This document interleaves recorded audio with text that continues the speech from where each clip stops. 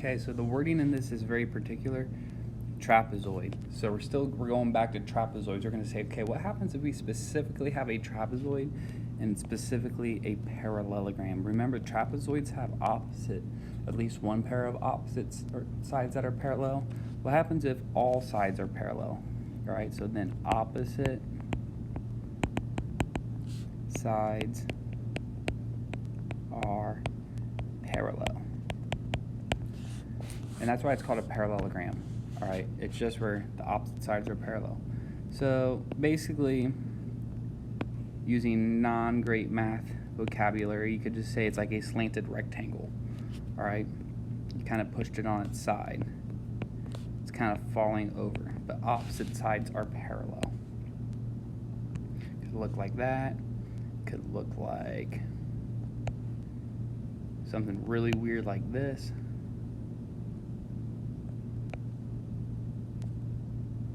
Ooh, I didn't do a good job.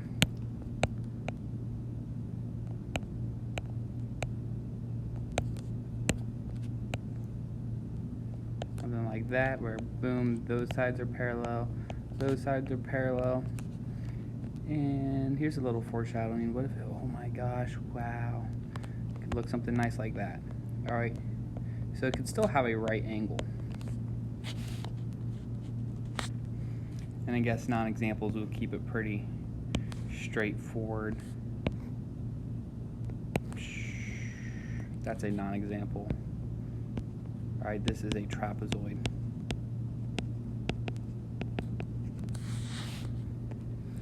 So characteristics, always can go berserk on the characteristics. I'll draw the typical parallelogram. All right, assuming I did that perfect. All right. Yeah, the definitions, opposite sides are parallel. We already know that. Now if I call this 1, 2, 3, 4. Okay. Consecutive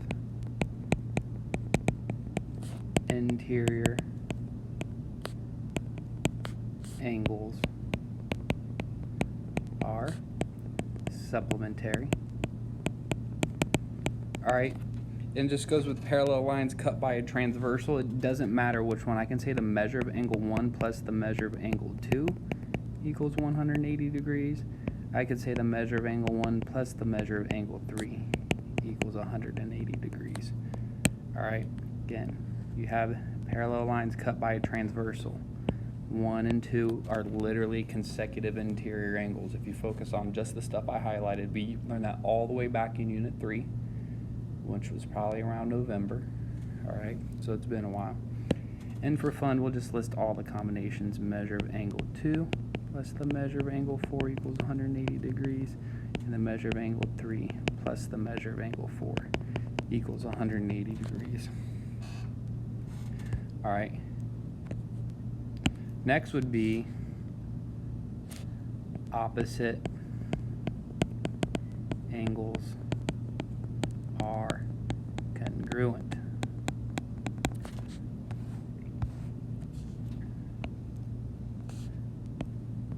One and 3 are congruent. Or excuse me, 2 and 3 are congruent. 1 and 4 are congruent.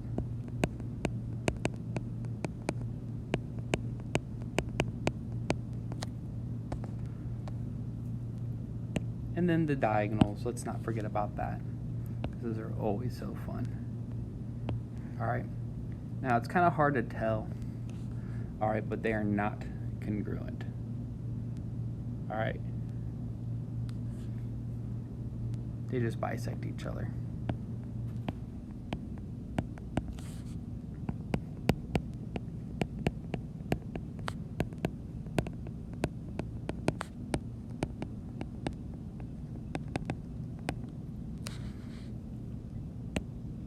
And then something I did forget to mention is, yeah, opposite sides are parallel. We'll put it over here. This is actually a side effect, which is still true. Opposite sides, they're also congruent. So boom, boom, boom, boom, boom, boom. All right, opposite sides are parallel and congruent, consecutive interior angles are supplementary, opposite angles are congruent, and diagonals bisect each other. All right. Sweet. All right. So, commonly misunderstood shape, the rectangle. If a parallelogram is a rectangle, it has nothing to do about side lengths, then it has 4 right angles. All right, so a parallelogram. All right, so a rectangle is a parallelogram. Here's a classic example right here. All right, boom, boom, boom, boom. Some foreshadowing though. Opposite sides are also congruent though, because it is a parallelogram. So everything we said about parallelograms is true. Here, I'll even write this down. All facts about parallelograms are true for rectangles. All right, and then that even goes back. A parallelogram is a trapezoid, so everything we know about a trapezoid is true for rectangles, so on and so forth. All right, so that was a classic example. Remember, rectangles can go up and down like this, or even look like, oh my gosh, what's that shape right there? All right. All right.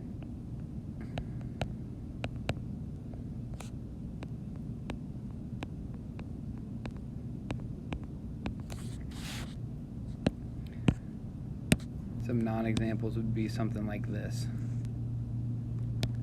All right. So that's straight up just what not a rectangle. All right.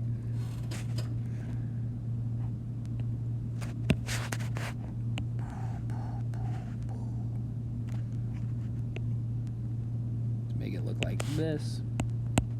Call this A, B, C, D for fun.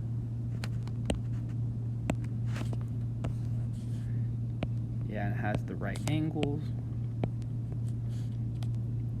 Opposite sides are congruent. Diagonals. The diagonals. We'll start talking about this first. Yeah, because we can say consecutive interior angles are supplementary. Opposite angles are congruent. Opposite sides are congruent. Yeah, we can tell all just looking at this. Diagonals, though, are congruent and bisect each other. So this is actually really important, because you can say, sometimes you can say, why are we learning the diagonals? Does this really matter? For rectangles, it does. They do use this in construction when they're laying out like a patio or a deck, or when they're just really any building that they're building and they're laying out like the blueprints, or like they're starting to like dig into the ground to ensure that things are right angles. They just emphasize the diagonals. If this diagonal and this diagonal, if they're the same, if they're congruent, all right, then they're going to bisect each other. All right, and then you're going to have a rectangle. All right, so it just ensures that they're making right angles. All right, is there anything else I want to ramble about? And then I'll just kind of put this fact over here, just so we don't have to rewrite everything. It's basically all this stuff up here I could put down here as well. All right, we'll say